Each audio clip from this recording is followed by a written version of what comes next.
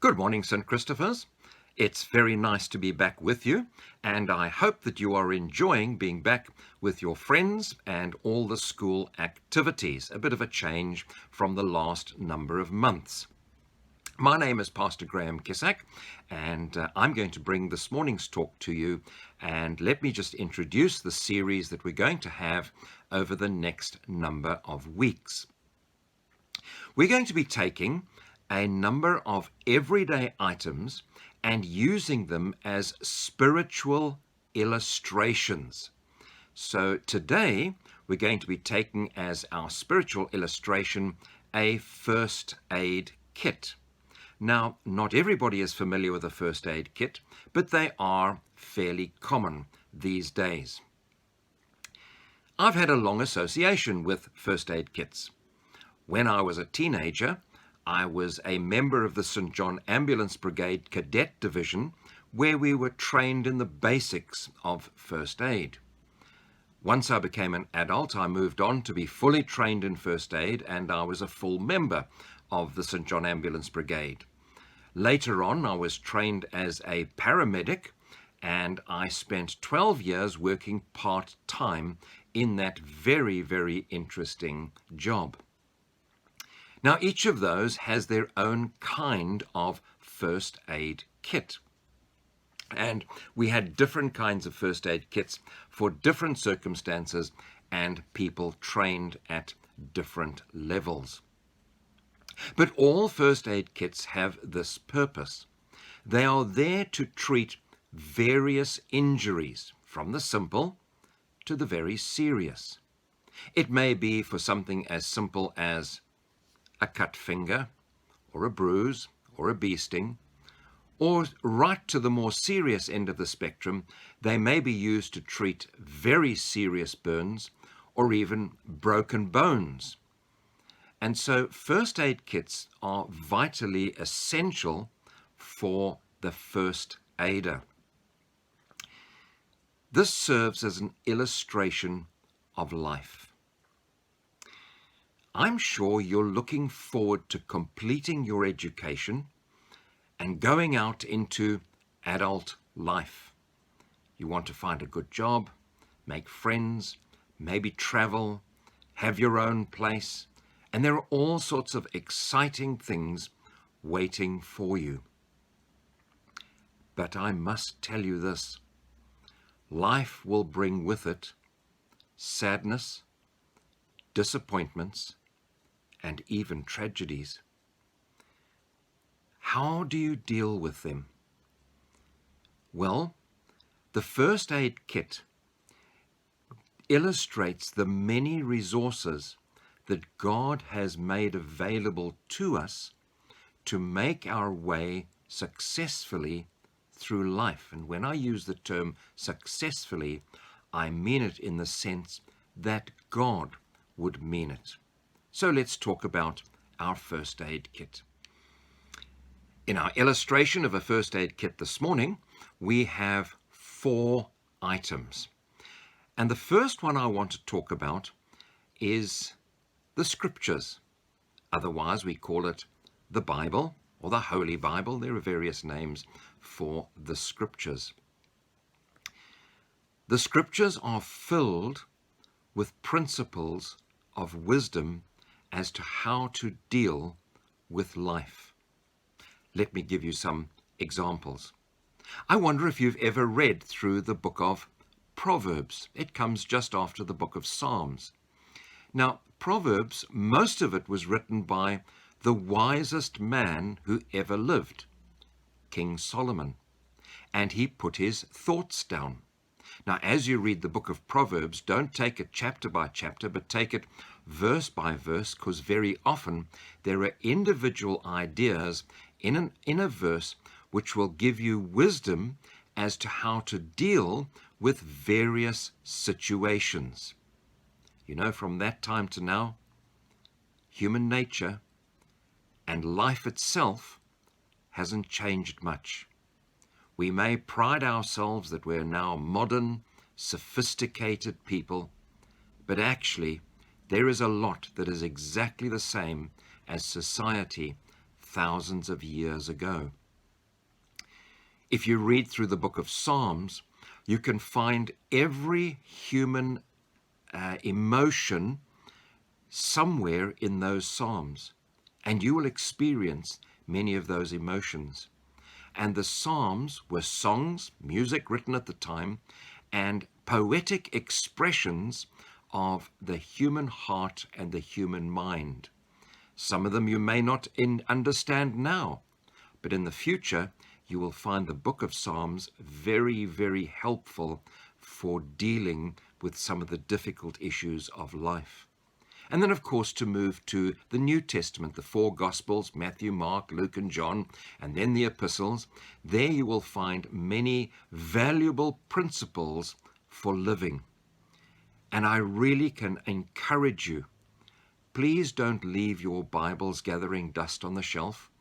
I do encourage you to explore them. It's an adventure. Read them and learn what they have to teach you to deal with life. The second item in our first aid kit this morning is prayer. Prayer is bringing our worries, our concerns, actually even our happy and good things to God. And prayer is wonderfully comforting. You know, prayer very often seems to be something of a mystery to us. You see, we can't touch it, we can't measure it, we can't feel it. And yet every one of us, in the depth of our real being, in our heart of hearts, feels the desire from time to time to speak to God in prayer. Well, I can encourage you, don't wait for the time to time, but take time every day to speak to God. It may be as simple as the prayer that you already know, Our Father, who art in heaven. Or it might be more complex as you want to pour out your emotions, your feelings, your hurts, your desires to God. You know, many prayers are not answered immediately, and that sometimes confuses us. But I would say when you have prayed, be patient, persevere, and be on the lookout. Many prayers are answered in ways far better than we actually asked God in the first place. I do encourage you, don't just wait for the difficult times of life. Develop the techniques, develop prayer in your life now. It's not complex, it's not hard, but it does take regular discipline. Please pray. The third item in our first aid box this morning is faith. Faith. I must tell you that there are going to come times when life seems to throw everything at you. It's as if you've been hit by a tsunami of life's problems. You're going to be hit by waves from every direction and you will hardly know where to turn. This is where faith comes into its own. Now, when we talk about faith, we're not talking about believing in just anything or anyone. Faith for us is directed to a very specific person. We believe in the Lord Jesus Christ. As the Apostle Paul taught, believe in the Lord Jesus Christ and you will be saved. Now, that principle deals with the greatest event that will face each and every one of us, our passing from this life to the next. Having believed in the Lord Jesus Christ, we know that our eternal future is assured. We know where we will be going. We know who we will be there with. And so faith in the Lord Jesus Christ leads us to the Godhead, which is the Father, the Son, and the Holy Spirit, and everything that surrounds them. I do encourage you to develop your faith now while you are young.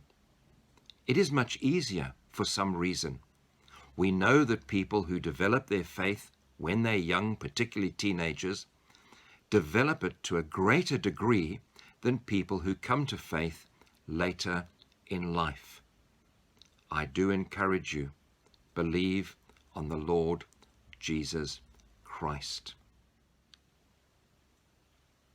Our fourth and final item out of our first aid box this morning is the principle of worship. We're talking about dealing with life, and our fourth thing is worship. Let me tell you what worship is. Worship is when God's people gather together to praise, to thank, to worship God, and to hear from Him through His Word. Well, very often we call that church. I know sometimes it seems very boring, but let me assure you of this. As many people progress through life, they find being with God's people in church together more and more important. Yes, it is very important to be among God's people in the name of Jesus Christ regularly. And once again, like the other items I have mentioned this morning, I do encourage you, start now. Don't put it off and say, I will do it later, I will do it later. You know, it's one of those things we never get round to doing unless we make a definite decision to do so. I am going to find a church where I feel at home. I am going to go and make the most of it, and I am going to participate. Don't just go there as a passenger. You go there to be part of the life of the church. I assure you that if you make church membership, attendance, participation part of your life now, you will never regret it. Well, our time is up, and I hope you've enjoyed these 4 items out of our first aid box, our first aid kit to deal with life. There is much more that I would love to share with you, but we don't have time for it now. I do hope that, as I mentioned at the beginning, you're enjoying being back at school, and my prayer for each of you is that the Lord may bless, keep, guide, and protect each one of you now and forever. In the name of Jesus, Amen.